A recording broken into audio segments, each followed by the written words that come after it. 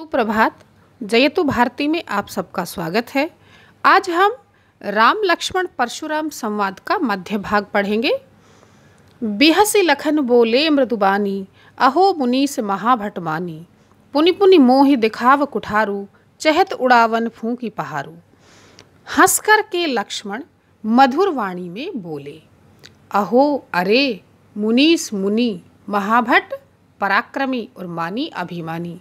अरे अभिमानी और पराक्रमी मुनि, पुनि पुनि बार बार मोहि मुझे कुठारू फरसा दिखा रहे हो। मुझे बार बार फरसा दिखा रहे हो। ऐसा लगता है जैसे तुम फूंक से पहाड़ उड़ाना चाहते हो। यहाँ कुम्हड़ बतिया को नाही, जे तर्जनी देखी मर जाही, देखी कुठारू सरासन बाना, मैं कछु कहा सहित अभिमाना। यहाँ कुम्हड़ बतिया को नाही, यहाँ पर कोई कुम्हड़े का फल नहीं है।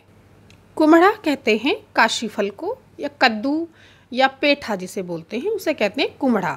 तो कुम्हड़े के विषय में कहा जाता है कि यदि इसके छोटे फल को छू लिया जाए या इसके फूल को छू लिया जाए तो फिर ये नष्ट हो जाता है और पूरा फल नहीं बनता है। इसीलिए लक्ष्मण यहाँ कह रहे हैं कि यहाँ पर कोई कुम्हड़े के फल के समान, कद्दू के फल के समान कोई निर्बल व्यक्ति नहीं है, कमजोर व्यक्ति नहीं है, जो तर्जनी उंगली देखते ही मर जाएगा। तर्जनी उंगली अंगूठे के पास वाली उंगली को कहते हैं। हमारी पांचों ही उंगलियों के नाम हैं। अंगूठे को कहते हैं अंगुष्ठ, उसके बराबर में तर्जनी, फिर मध्यमा, फिर अनामिका, फिर कनिष्ठिका। यहाँ पर लक्ष्मण ने तर्जनी उंगली के विषय में कहा है। लक्ष्मण कहते हैं कि जिस प्रकार से कुम्हड़े का कमजोर फल तर्जनी उंगली देखते ही मर जाता है, तो हम ऐसे नहीं हैं कि तुम्हारी एक डांट से ही डर जाएंगे।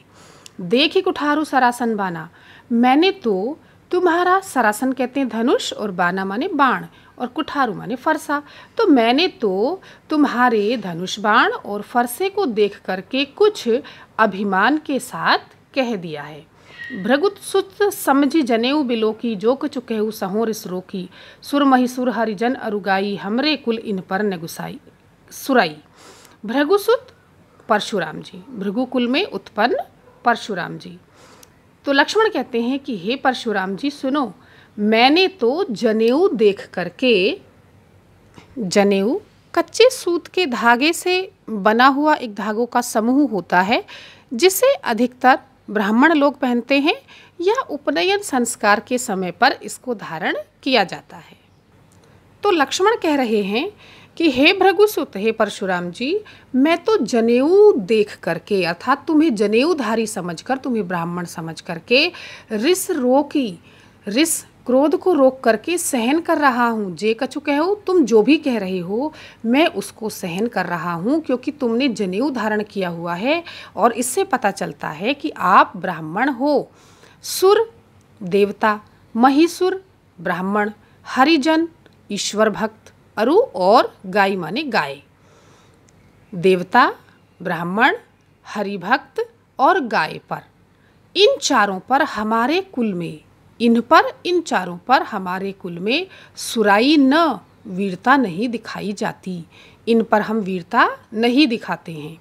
बधे पाप अपकीरति हारे, मार तहु पाप पर्य तुम्हारे, कोटि कुलिस संवचन तुम्हारा, व्यर्थ धरऊ धनुबान कुठारा। बधें क्यों नहीं होती इन पर सुराई, हम इन पर वीरता क्यों नहीं दिखाते हैं? क्योंकि यदि इन्हें हम बधें मार देते हैं तो पाप लगता है, और यदि इनसे हार जाते हैं तो संसार में अपयश फैलता है। यदि तुम मारोगे तो भी हम तुम्हारे पैर ही पड़ेंगे, पापरिए पैर ही पड़ेंगे। यदि तुम हमें मारोगे तब भी हम तुम्हारे पैर ही पड़ेंगे। कोटि करोड़ों, कुलिस भयंकर, कठोरता, सम माने समान तुम्हारा वचन है, अर्थात करोड़ों कठोरताओं के समान तुम्हारा वचन ही है। तो तुमने तो व्यर्थ में ही, बेकार में ही धनुष बाण और फरसे को धारण कर रखा है।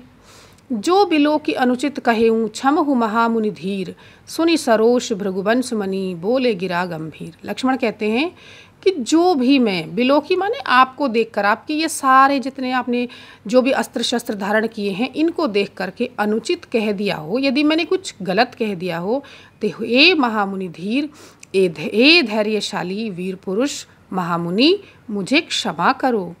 सुनी ऐसा सुनकर सरोष क्रोध सहित भृगु वंश मनी परशुराम जी, भृगु के वंश में उत्पन्न परशुराम जी क्रोध पूर्वक गंभीर वाणी में बोले।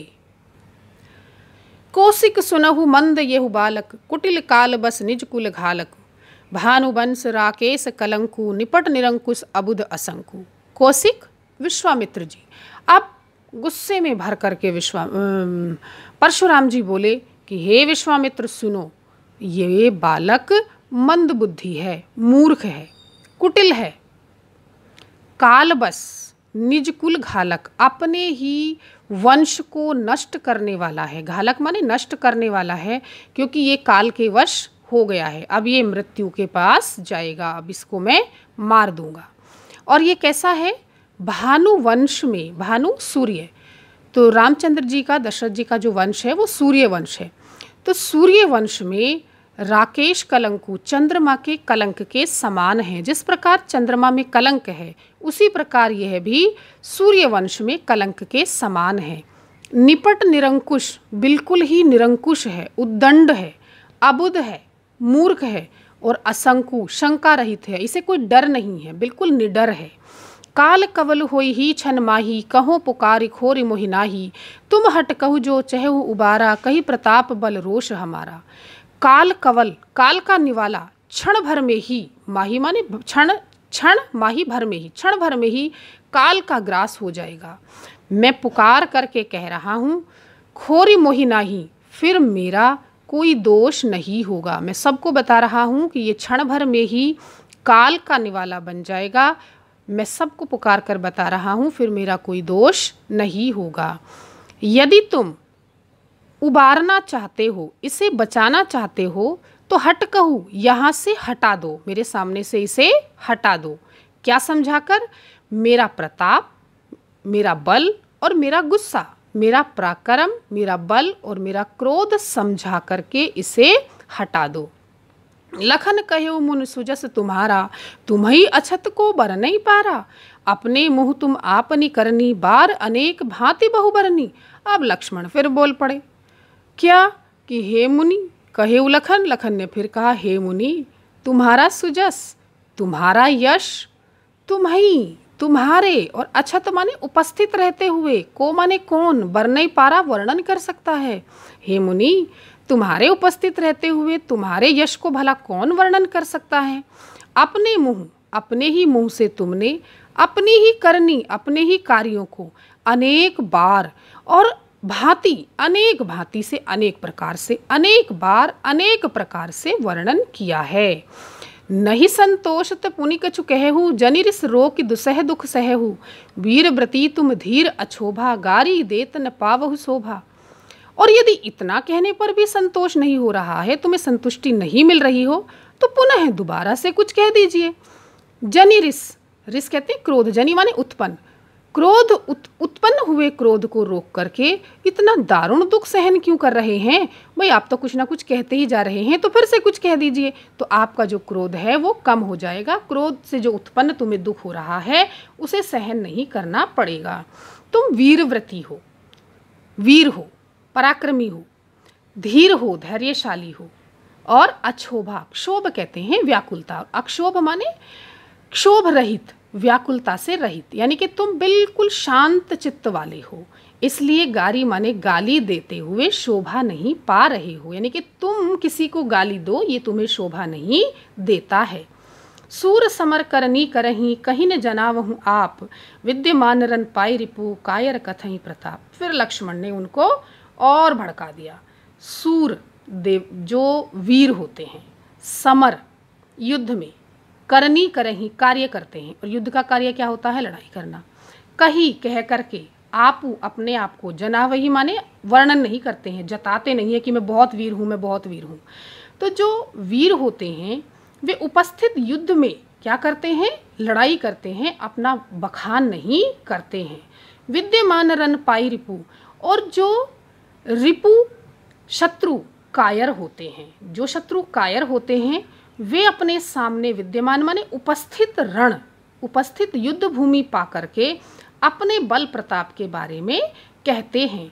अर्थात जो होते हैं वीर, वे तो केवल युद्ध करते हैं, अपने बल के बारे में कुछ नहीं बताते। और जो कायर शत्रु होते हैं वे अपने सामने उपस्थित हुई लड़ाई या युद्ध को देख करके उसके में पहले अपने प्रताप का, अपने बल का वर्णन करते हैं। तो आज हम इतना ही पढ़ेंगे। इससे आगे का जो शेष भाग बचा है उसे हम अगली वीडियो में पढ़ेंगे। धन्यवाद।